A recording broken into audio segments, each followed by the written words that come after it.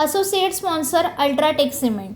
आणि देवेंद्र फडणवीस यांनी सांगितलं होतं की मी महाराष्ट्रात राजीनामा देतो, मला मोकळं करा. विधानसभेचं नेतृत्व कोण केलं पाहिजे आणि फडणवीस सरकारमध्ये राहिले पाहिजे का? काय मत आहे घटक पक्ष म्हणून? देवेंद्र फडणवीस हे महाराष्ट्राला यशवंतराव चव्हाण साहेब असतील, वसंतदादा पाटील असतील, वसंतराव नाईक असतील यांच्यानंतर एक लाभलेलं अभ्यासू नेतृत्व आहे. महाराष्ट्राचा चौफेर अभ्यास असणारं व्यक्तिमत्व म्हणजे देवेंद्र फडणवीस आहे. या माणसाला शेतकरी, शेतमजूर, बारा बुलतेदार, आलुतेदार, उद्योजक या सगळ्यांचा खऱ्या अर्थानं अभ्यास आहे.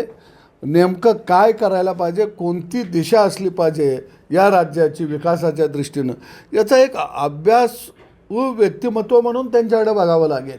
आणि म्हणून त्या नेतृत्वाला घेरण्याचा प्रयत्न हे सगळे वाडेवाले करायला लागलेले आहेत. परंतु गावगाडा 2014ला देवेंद्र फडणवीसांच्या बरोबर होता, 2019लाही होता.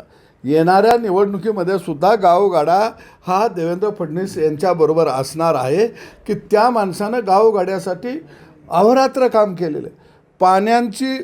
पाणी साठवण्याची भांडी या महाराष्ट्रामध्ये खऱ्या अर्थानं त्या माणसानं उभा केली आणि शेतकऱ्यांचं शिवार हिरवागार केलं. शेतकऱ्यांच्या दुधाला भाव दिला. शेतकऱ्यांच्या घरात विपुल पिकलं धान्य, त्याला भाव मिळत नव्हता, मातीमोल किमतीनं जात होतं. धान्य विक्रमी खरेदी करण्याचं कामसुद्धा हे देवेंद्र फडणवीस यांनी केलं. वेगवेगळ्या विषयाला तिने हात घातला. परंतु प्रस्थापित राजकारण्यांना देवेंद्र फडणवीस हे विस्थापितांचं नेतृत्व करणारा नेता चालत नाही. आणि म्हणून येणाऱ्या विधानसभेला देवेंद्र फडणवीसच महायुतीचं नेतृत्व करतील. सरकारमध्ये सुद्धा ते राहतील. महायुतीचे घटक पक्ष आम्ही सगळे त्यांच्याबरोबर आहोत आणि ते लढणारं व्यक्तिमत्व आहे. तलवारीला रक्त लागल्याशिवाय ते तलवार मेनात जात नाही. असं महाराष्ट्रातलं नेतृत्व कोण असेल तर त्याचं नाव देवेंद्र फडणवीस आहे. हे बारामतीकरांनाही माहीत आहे. Associate sponsor UltraTech cement.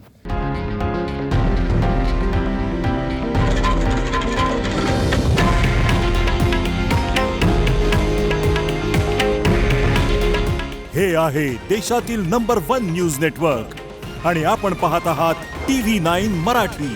काळजी तुमची, हित महाराष्ट्राचं.